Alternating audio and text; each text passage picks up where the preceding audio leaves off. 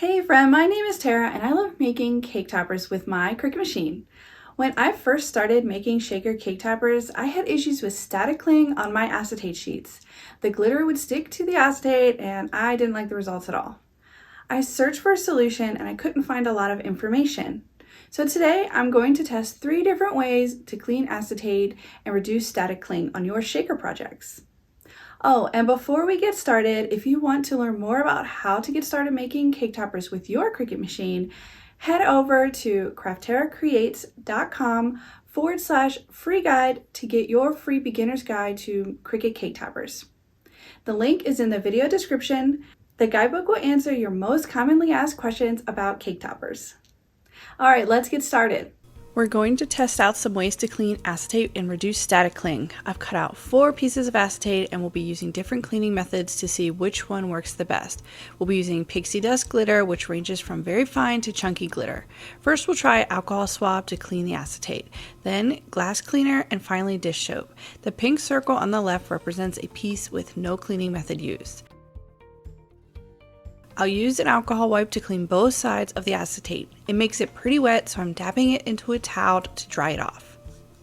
Next, I'll try the glass cleaner. I sprayed a little bit onto a paper towel and cleaned both sides of the acetate. Lastly, dish soap, which requires a little bit of water, so I'll smear the soap on both sides of the acetate and rinse it off. Now I can prepare the shakers. I've got plain cardstock with a ring of foam already applied. I'm adding a spoonful of shaker mix to each one.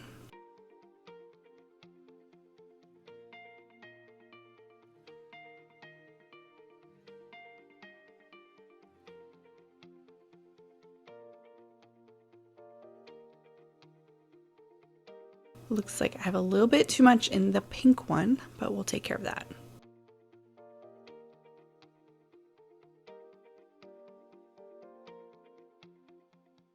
Alright, now we are ready to move on.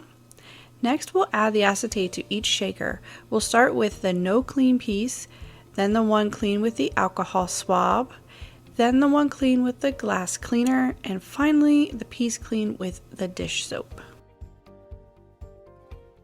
I'll finish off these shakers with a top layer ring and then they are done. Now the moment you've been waiting for. Which shaker looks the best? Shaker 1, the pink one. It wasn't cleaned with anything, and you can see the small glitter is sticking to the acetate, making it look a little blotchy. Shaker 2, the green one.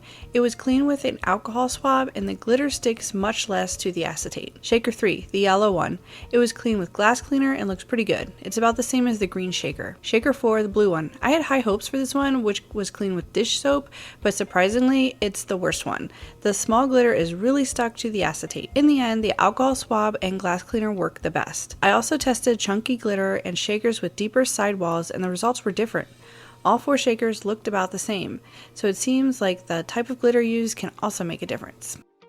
I hope you found this helpful. Leave a comment to let me know if you've had the same experience as I did with static cling and acetate. I'd love to hear what you use to reduce static cling on your shaker projects. That's all for me today. Happy crafting, everyone!